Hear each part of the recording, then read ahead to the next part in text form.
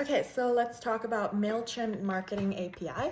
So I use Mailchimp to send weekly, monthly, and special events email to my email list of subscribers, and they read my content. So I do this for TEDx when I was organizing the event.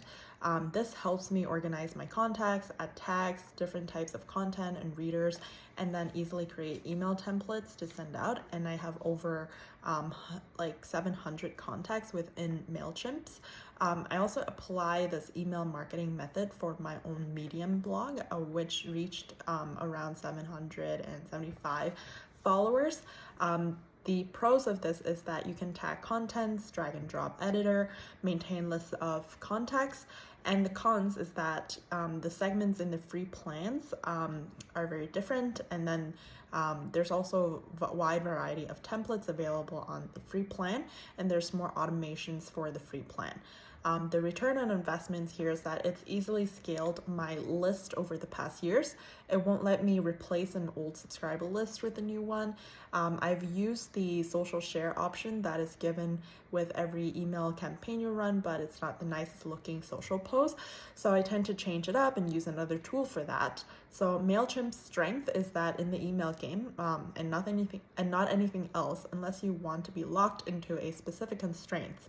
So here, the lessons that I've learned for success is that you can move from a very close personal email list to a large and growing public list as my work has evolved from personal mission, work as a writer and an author platform. And then Mailchimp has also allowed me to do this seamlessly and offer me step-by-step guidance with great articles along the way.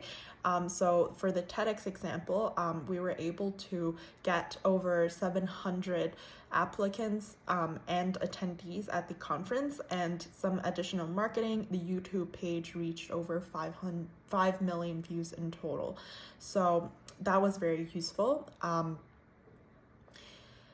Let's see what else. So in terms of other marketing campaigns, I think email marketing, $1 of email marketing, if you know exactly what you're doing, it can really reach a significant impact and conversions, build brand loyalty for your users. And then how I use these data. So I really look at retention and then the percentage of conversions, and then see what type of content seems to be popular. It tends to be on trends with whatever is popular at the moment that will be relevant to the users, as well as some authenticness that allows users to follow me specifically. And I think that will be built into the users. So for Meta Business Suites, I also find that using social paid advertisements is very effective as well. Although in my experience, paid social campaigns like social media, Meta, which includes Instagram, Facebook, etc., is quite expensive. The cost per users is at least $65 for a signups. For transacting users, it's typically $100 to $200.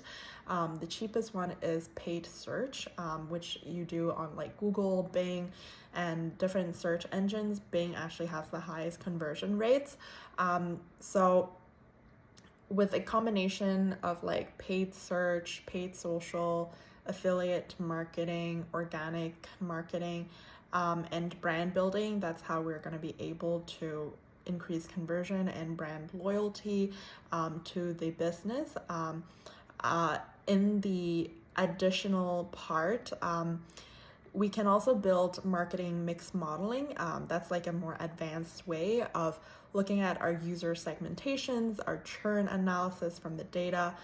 Typically, I look at from all of the campaigns that I run in terms of what's the cost of acquisition per transacting users versus just signups, what's the lifetime value of my clients as well. Meta is really effective, but they have like a lot of regulations in terms of like marketing campaigns. You usually have to get approvals in advance depending on what your product is. I worked for the financial industry, so a lot of the paid campaigns are very expensive and also needs a lot of regulations, but I think it's a bit better now, although I don't recommend like Facebook ads initially because they are quite expensive for users conversions, especially for startups, but within the business suite you can really see the analytics behind it, which is impressions, interactions, click-through rates, and then your signups numbers, like retention of looking at the ads, and using a combination of that, you can measure how well your campaigns are doing. Yeah.